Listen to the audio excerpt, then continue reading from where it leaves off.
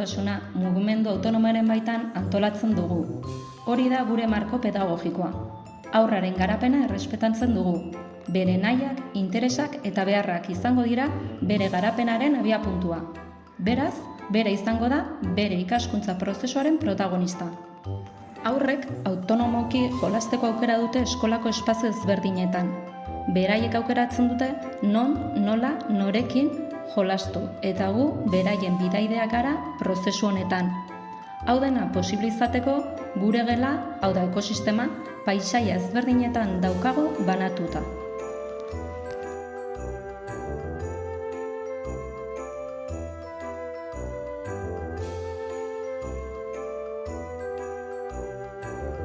Goizero, behatziak eta 10 bitartean, haurrak eta familiak eskolara etortzen zarete pixkanaka.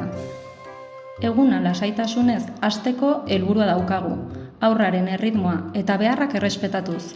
Horregatik, eskaintzen dugu sarrera malgua. Garrantzia ematen diogu familia eta eskolaren arteko trantsizioari. Haurra eskolan lasai egon dadin. Beraz, iritsi, ongetorria egin, familia agurtu eta haurra jolasean hasten da.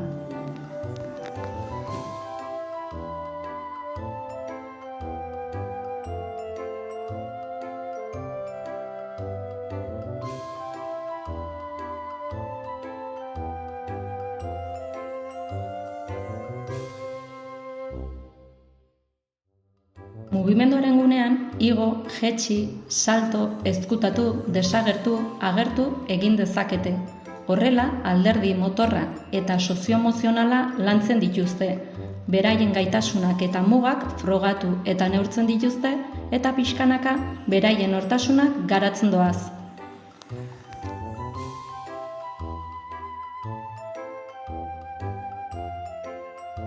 Esperimentazioan, haurra gertuko ingurunearekin elkarrenkintzan aritzen da. Material ezberdinak manipulatu eta esploratzeko aukera eskaintzen diegu. Horrela, ukitu, ikertu, sentitu, esploratu egingo dute. Gaur egun, aretokia daukagu gelan.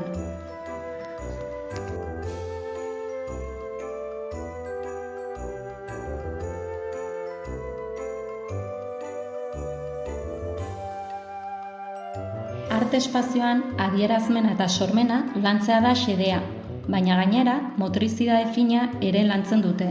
Adibidez, tenperekin margotuz, plastinenarekin eta buztinarekin modelatuz, moztuz, itsatsiz eta bar.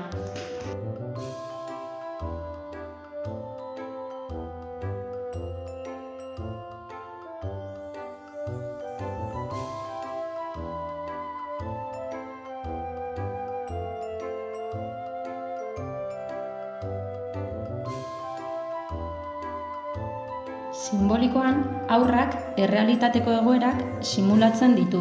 Honen helburua, haurrak errealitateko egoerak guztiz bereganatu ezin dituenak imitatzea da.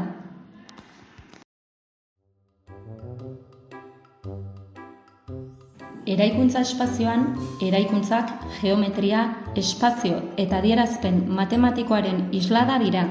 Eraikitzen duten bitartean, harreman espazialak, aritmetikoak eta logikoak gauzatzen dituzte.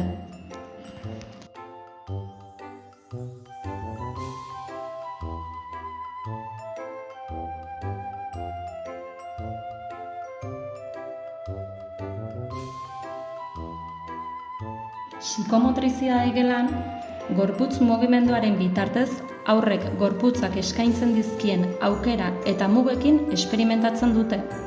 Ondorioz, gorputza bera sentitzen, sumatzen, nabaritzen edo ezagutzen dute. Prozesu honetan, batetik haurrek beren gorputzean konfiantza irabazten dute eta koordinazio mailan hobetzen laguntzen die.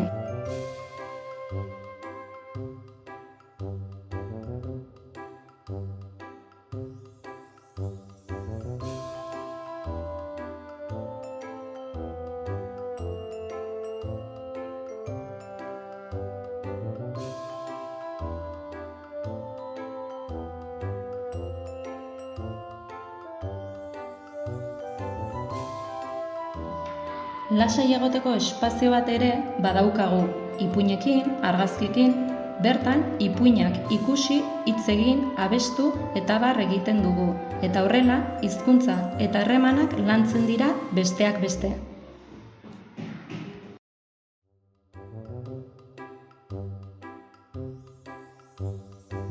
Noizbehinka, ekintza bereziak egiten ditugu.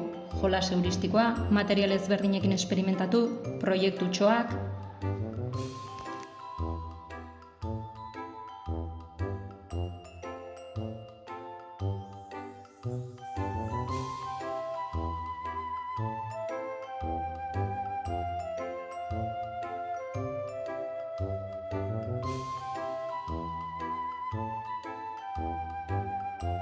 Jolastu ondoren fruta jaten dugu.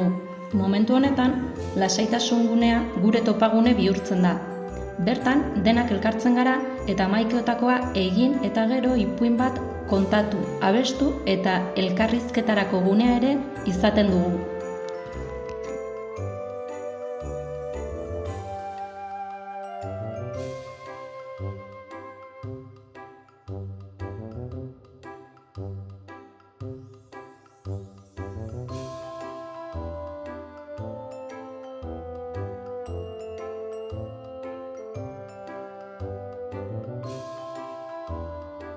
Ondoren, kanpo espaziora joaten gara. Hemen ere, material ezberdinak eskaintzen zaizkia aurrei, eta horiekin jolasten dute. Mugimendua, esperimentazioa, jolas simbolikoa, musika, abar.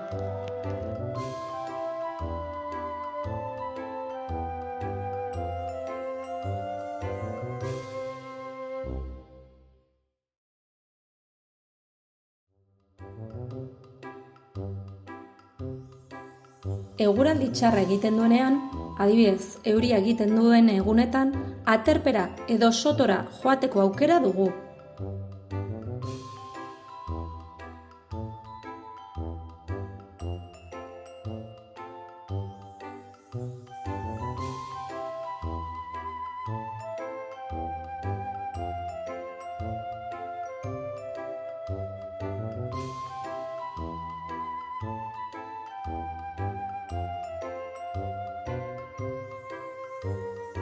Kanpoan zein barruan, etengabe saiatzen gara haurren autonomia bultzatzen. Beraiek erabakitzen dute non, nola eta norekin jolastu, baina gainera, egunerakotasuneko ekintzetan ere autonomia bultzatzen dugu, haurrak hazi eta beraien buruan jabe izan daitezen.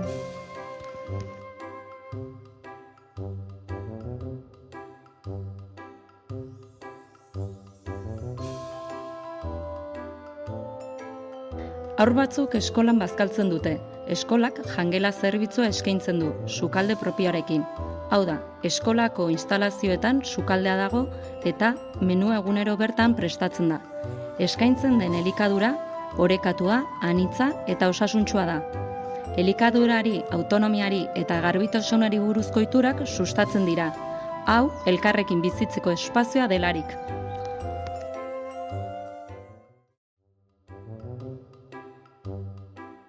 Bazkaldu ondoren, siesta egiten dute. Esnatzean, gelako espazioetan edo kanpo espazioan jolasten dute. Gero, dena batu eta etxera doaz denak. Eta horrela, amaiera ematen diogu egunari.